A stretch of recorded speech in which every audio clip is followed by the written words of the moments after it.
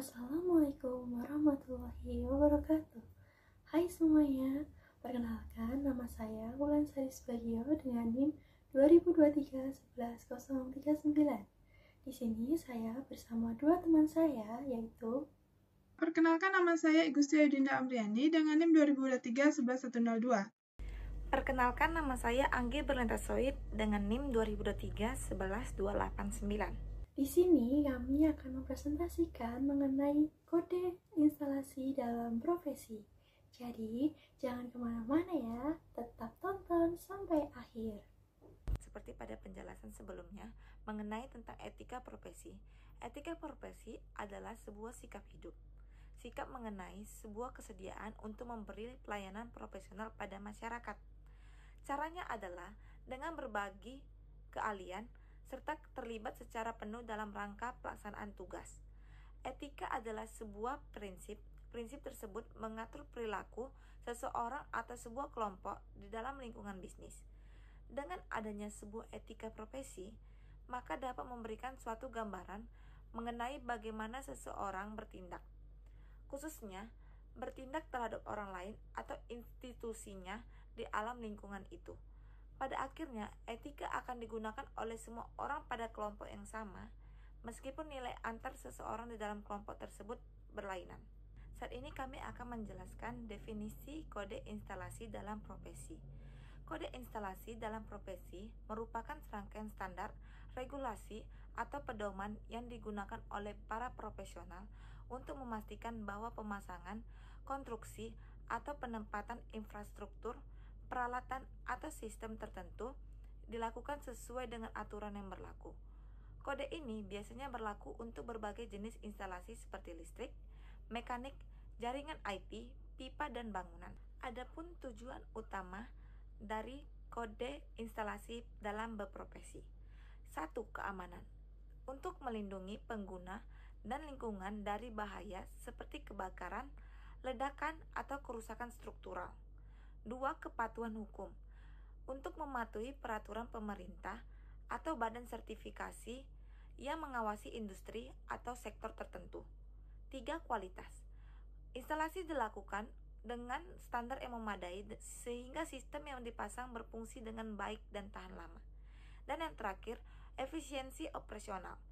Untuk menjamin instalasi mendukung operasi yang efisien dalam jangka panjang termasuk kemudahan pemeliharaan. Berdasarkan kemampuan yang dibutuhkan pada saat melaksanakan etika profesi adalah 1. Tingkat kepekaan. Bagi seorang profesional, penting untuk memahami semua kondisi sistem kerja dan kondisi bisnisnya. Untuk menjadi profesional, tidak hanya penting untuk membangun skill sesuai ilmu yang dimiliki. Akan tetapi, penting juga untuk mengetahui cara berinteraksi secara profesional, juga menghargai semua komponen yang ada dalam perusahaan. 2. Pola pikir dan sikap yang positif. Kemampuan dalam berpikir dan bersikap positif dapat menjaga suasana profesional yang kondusif. Meskipun masalah pekerjaan yang dihadapi tidak selalu mudah saat mengerjakannya, ketika menghadapi masalah secara profesional, penting untuk mengacu pada suatu etika sesuai dengan peraturan yang ada. Akan tetapi, kemampuan menghadapi masalah sebagai seorang profesional yang positif harus selalu diasah bahkan sedini mungkin. 3.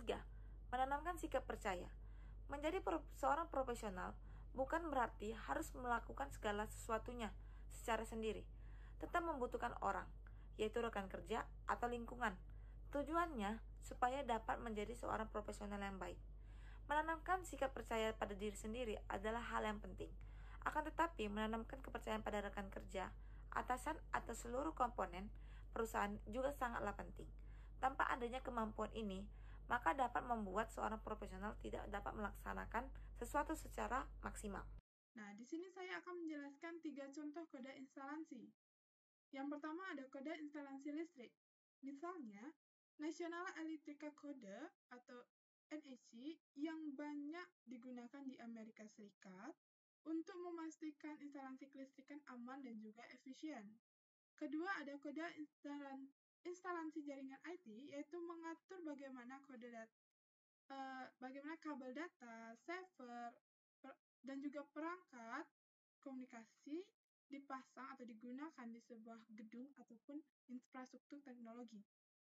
Yang ketiga ada kode bangunan, yaitu mengatur konstruksi bangunan seperti tata letak struktur, keamanan kebakaran, ventilasi, hingga sistem pipa dan juga listrik.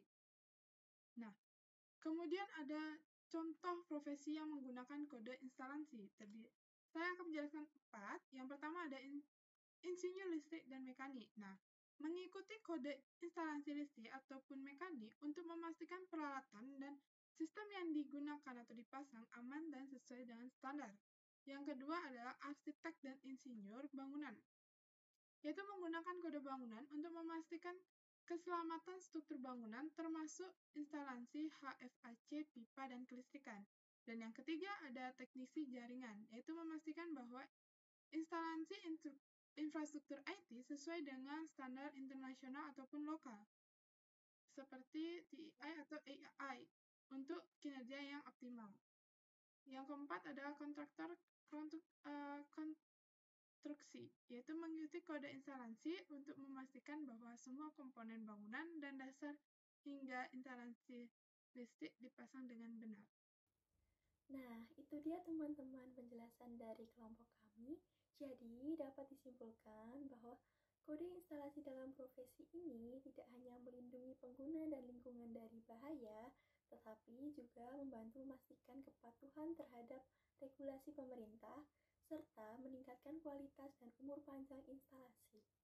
Kode instalasi sangat penting dalam profesi seperti insinyur, teknisi, arsitek, dan kontraktor konstruksi, di mana kepatuhan terhadap standar ini dapat menentukan keberhasilan dan keselamatan proyek. Sekian pemaparan dari kelompok kami, kurang lebihnya mohon maaf. Terima kasih. Wassalamualaikum warahmatullahi wabarakatuh.